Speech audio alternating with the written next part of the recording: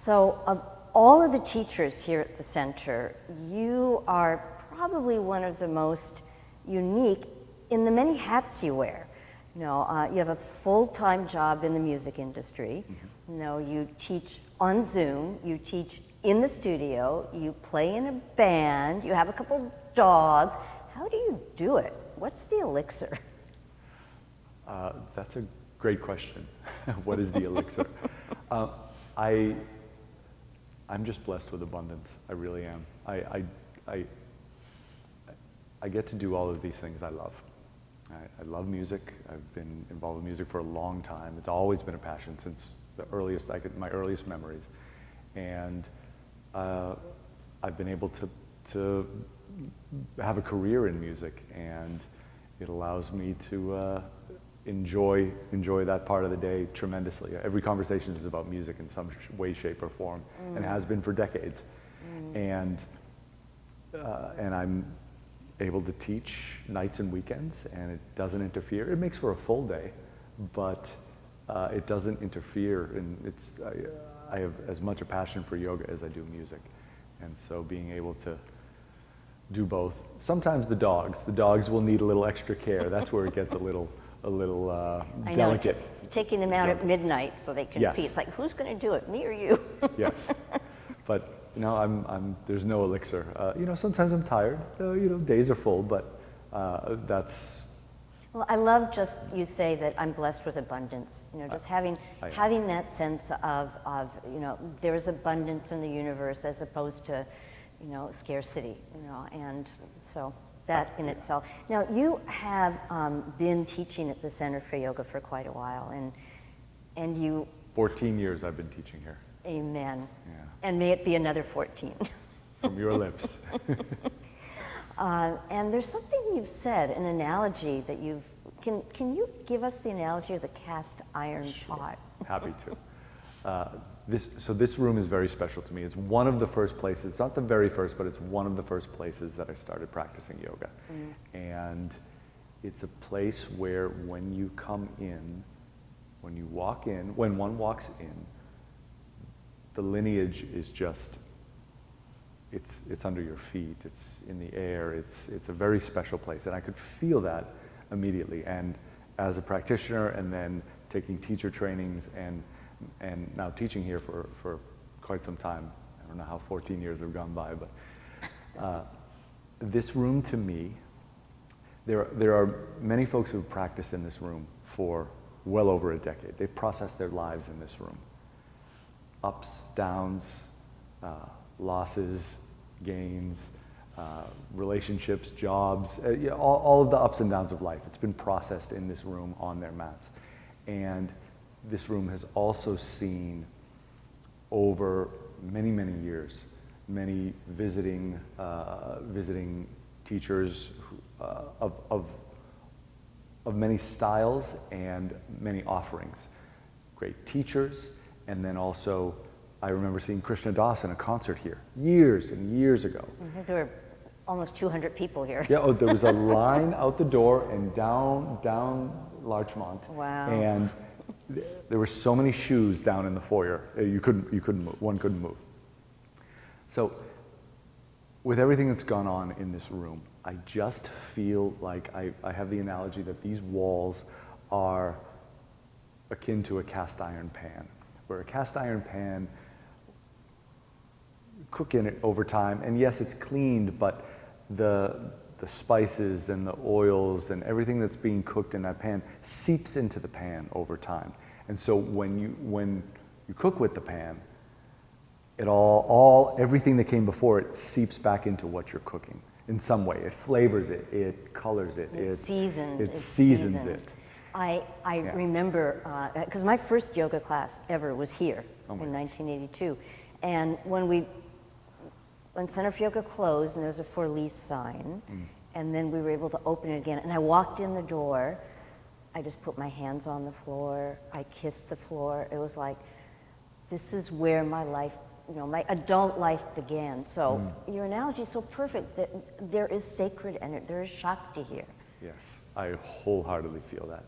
And I feel like, just like a cast iron pan, when folks come in here to practice, the energy, whatever you want to call it, that's in the walls, in the cast iron pan, infuses into their practice in some way. It affects their mentality, it affects their focus. Their environment supports them in their practice, and that's the cast iron pan to me, these old walls. So one of the kind of traumatic experiences that you were part of in these walls, I understand, the 1994 earthquake. No, and I believe you were teaching then? So I just want to back up. It wasn't 94. It was just a few years ago. It wasn't the big. It wasn't a. Okay. It wasn't a big earthquake. Okay. But it was one to shake the room. It was about, I think it was 4 years ago, and it was on July 4th. Okay.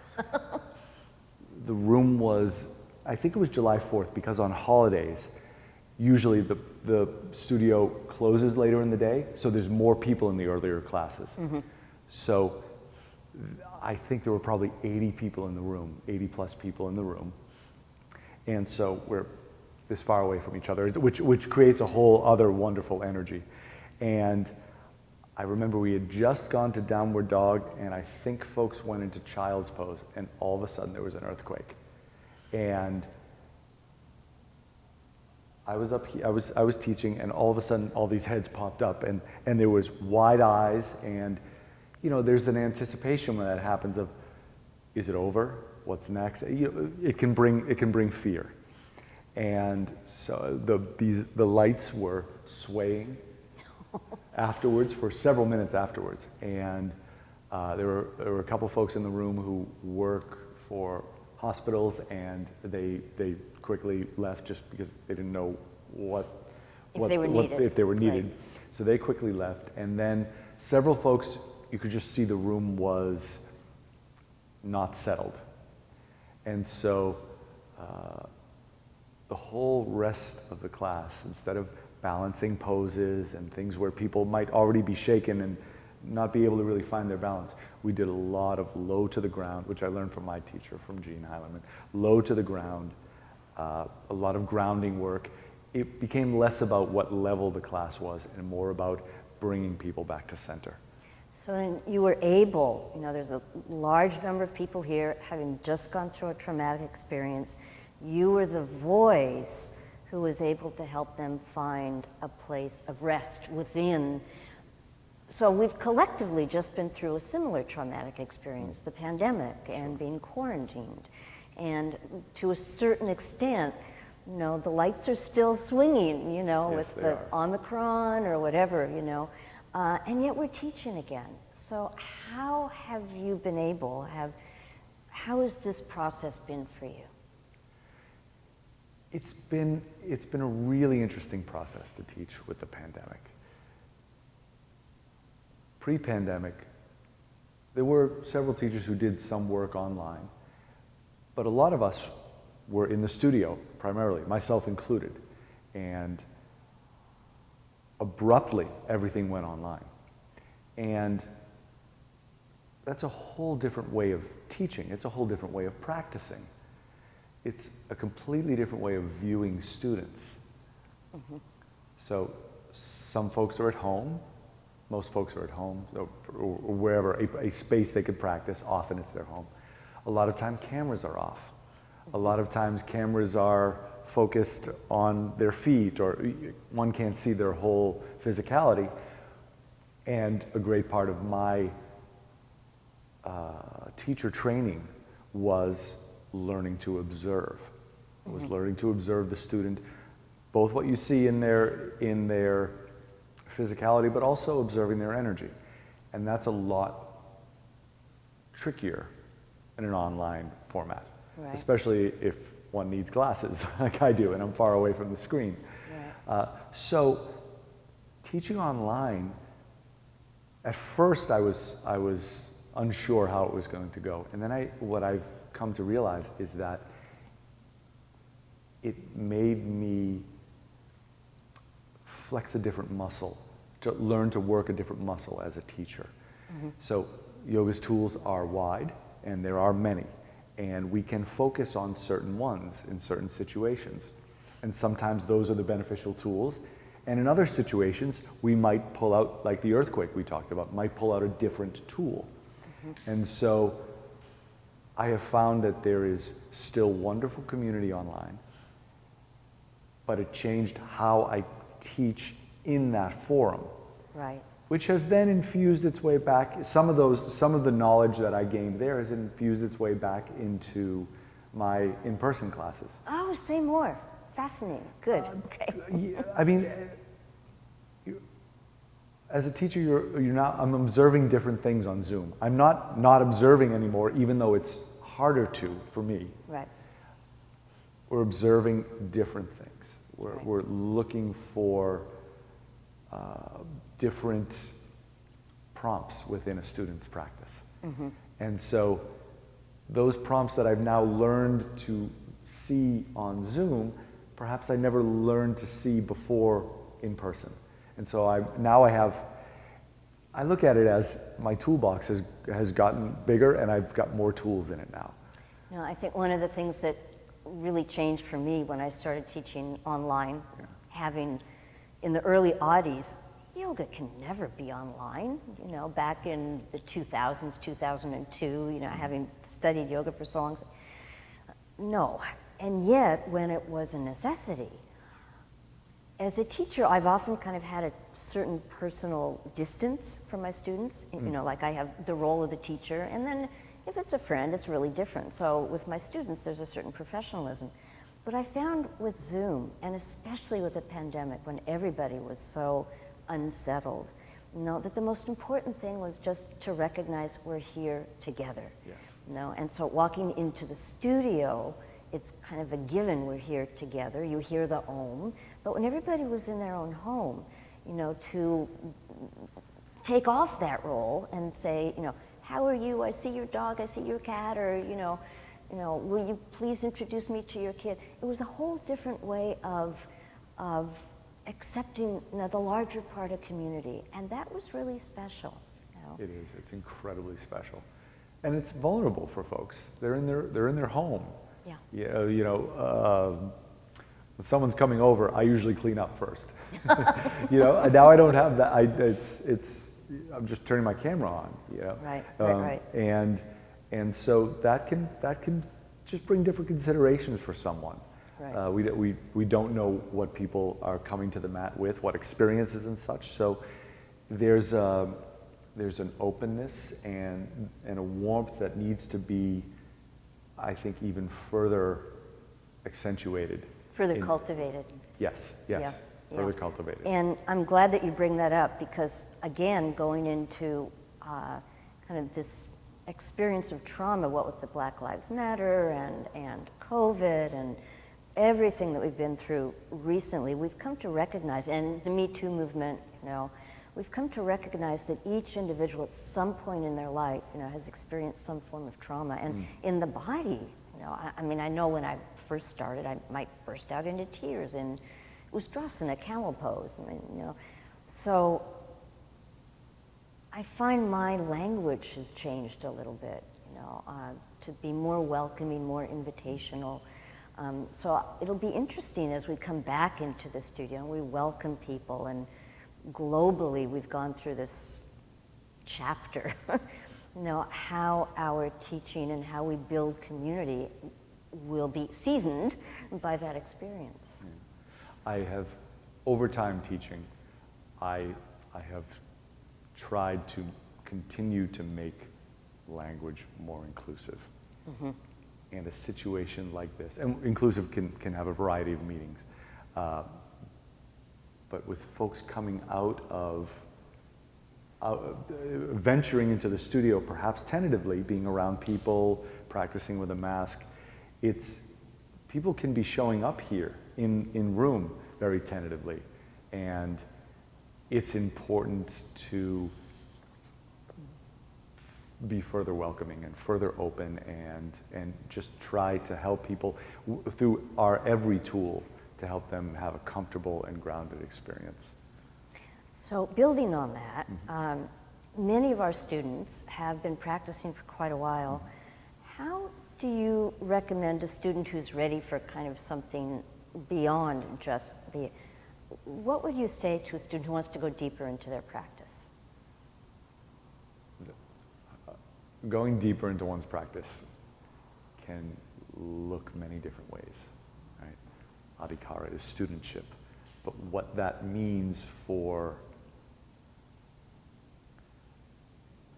it depends on the individual. I really have to say that. It's really going to be, it's going to likely include my asking a few questions, trying to ascertain how long they have practiced, what classes they practice. For some folks who practice stronger level classes, flow classes, I think sometimes it's beneficial for them to learn a completely different forum, such as Iyengar. Coming into staying in poses for long periods of time with nuanced yet very deep alignment instruction, energetic instruction. And then for someone who's been practicing I would tell everyone, if they want to go deeper, to learn to sit. Learn to sit. To learn to sit. Okay. So to close one's eyes. A meditation practice. And meditation, just getting to the cushion. Don't worry about a lot of people ask me, what type of meditation, I think if you can just get to the cushion, just get to the seat. It doesn't have to be a cushion. Sit in a chair. Right. Sit in a comfortable place where you can close your eyes, and likely it can be a struggle to try to meditate. quiet Oh my the God, mind. I'm so busy up there. Sure, yes. You realize how busy. Yeah. And I tell this to my teacher training students a lot. I still will have times where I get up when I'm able to go right to the mat, right out of bed, right to the cushion and sit. And at times you need to have a good asana practice in order to sit. Yes. Oftentimes I have found, not often, but many times I have found over the years, I'll be seated and all of a sudden I'm in the kitchen making coffee and I don't remember getting up. Something You're in just the pulled zone. me out. Yeah. So kind of a last question. Sure. I took one of your classes recently with the drummers, and a live drumming, and you're kind of known for that. How did you meet Butch and Rich Ferguson, and how did that happen? I mean, so the classes with the live drums, somehow I sort of inherited that, to be quite honest. Rich Ferguson is a longtime student of Center for Yoga, longtime student. He's also a poet, an author, and a percussionist. Many years ago, before I was teaching, so at least 15 years ago, I would come into this room on Saturdays and sit in the back corner when a gentleman named James Morrison was teaching. James Morrison. Yes. Oh, James, And yes. James, every Saturday at noon, had live percussion in the room. And I would go and set up right in front of those percussionists. I've always been tuned into music, to beats. It's the music. And it just changed my experience, or it enhanced my experience. And so over time, James moved away, and the drummers played with Sarah Esvern for a while. Excuse me for saying though, because there is a synergetic experience that happens between those drummers and your sequencing and the vibe in the room. It's truly unique. It's like you're all in the same wavelength. Sure. Yeah. So I play bass. Bass and drums in a band situation usually have to be very connected. Very connected. And they sort of form the foundation and the glue for a lot of the other instruments to all create a song. And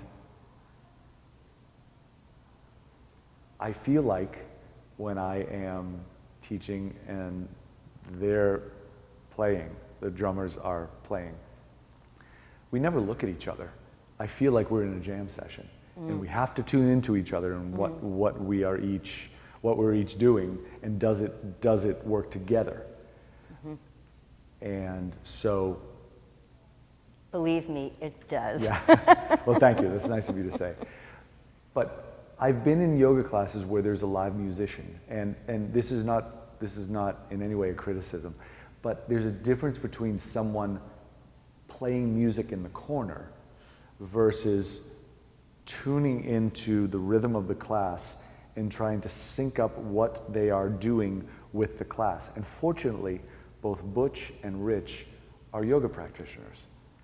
So they're in tune with what is going on in the class, the experience of the student, which is first and foremost, it is primary, the student experience.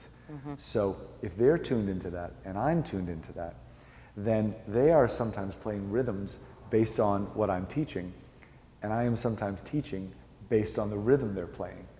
And there's some And it kind all of a comes together. ritualistic kind of cycle to it, you know, a cathartic cycle that then, you know, has a peak and then you bring everybody back down to earth. It's truly unique, and we are so blessed to have that experience here. I'm so blessed too. I feel it's my favorite thing to do. I pinch myself. I can't believe that I get to do it on the regular. They are so fantastic. And we only get them when Butch isn't on tour, or Lynn, our third percussionist, is not on tour, which they are regularly. This is what these folks do for a living. And so when they're able to come and be together, and I could go on and on about the list of folks that they have all performed with, and we'd be here for another 10 minutes. So to have them here, what a gift, what a gift. In closing, what comes to mind now is in the Vedas, you know, there's this image of the dancing Shiva. And the world was created through the rhythm of Shiva's dance. You know, the rhythm. And so the drums give us that rhythm in our yoga practice. And thank you for everything you do here at Center for Yoga, for being part of who we were and such an important part of who we're becoming. It is my absolute honor. I'll see you soon. Thanks, Lisa.